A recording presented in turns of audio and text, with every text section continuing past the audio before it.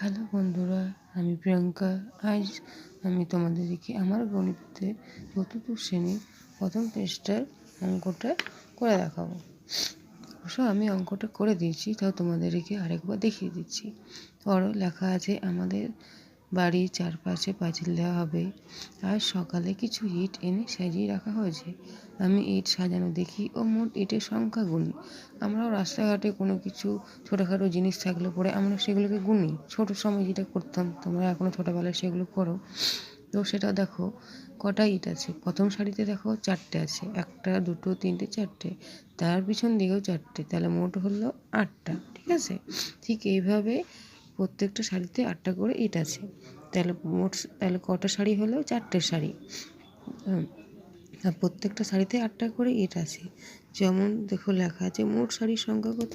4টে। এই যে মোট শাড়ি, এই যে এখানে লেখা আছে মোট শাড়ি, এই মোট শাড়ি হচ্ছে 4টে।